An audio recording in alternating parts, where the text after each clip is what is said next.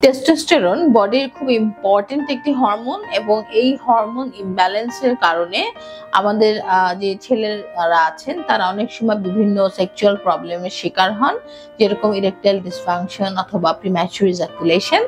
এর সাথে মাংসপেশি ক্ষয় হওয়া এবং মেমোরি লস হওয়া এগুলোও কিন্তু টেস্টোস্টেরন কম থাকলে হতে পারে।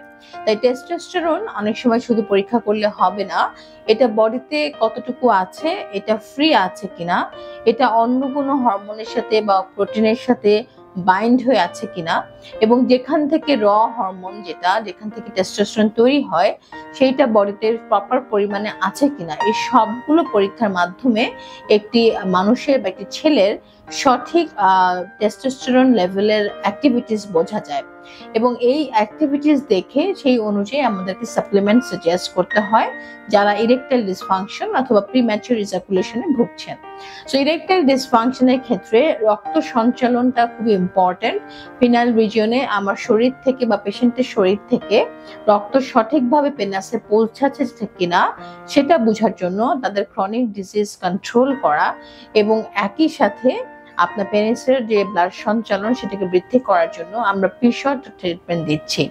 পিশট ট্রিটমেন্টটা আসলে খুবই একটা ন্যাচারাল ট্রিটমেন্ট, যেটার কোনো সাইড এফেক্ট নেই এবং এটা আমরা পেশেন্টের বডির নিজস্ব ব্লাড থেকে নিয়ে করছি।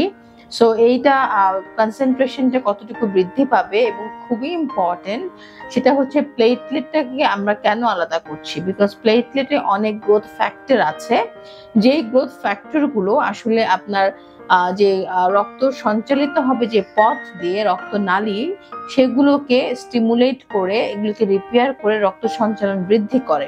সো যখন প্লেটলেট তৈরি করা হয় বা পিআরপি তৈরি করা হয় তখন প্লেটলেটে এই গ্রোথ ফ্যাক্টরগুলো প্রপারলি প্রিজার্ভ হচ্ছে কিনা এটা কিন্তু খুব ইম্পর্টেন্ট।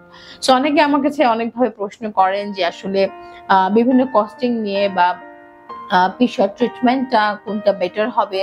সো আমার সাজেশন একটাই যে যারা আসলে প্লেটলেটের মধ্যে এই গ্রোথ ফ্যাক্টরগুলো প্রপারলি প্রিজার্ভ করে দেন আপনাকে পিশট করছেন তাদের ট্রিটমেন্টটা অবশ্যই আপনার জন্য ইফেক্টিভ হবে এবং সেক্ষেত্রে 2টা থেকে 3টা সেশন, কখন একটা সেশনও খুব ভালো রেজাল্ট দেয়। সো এটা ডিপেন্ড করে যে যারা সেলফ ফাংশন নিয়ে কাজ করছে তারাই আসলে এটাকে সঠিকভাবে প্রিজার্ভ করতে পারছেন এবং তাদের মাধ্যমে এই ইরেকটাইল ডিসফাংশন অথবা প্রিম্যাচুর ইজাকুলেশনের ট্রিটমেন্ট নিলে আপনি এটির সঠিক সমাধান পাবেন আশা করছি। ধন্যবাদ।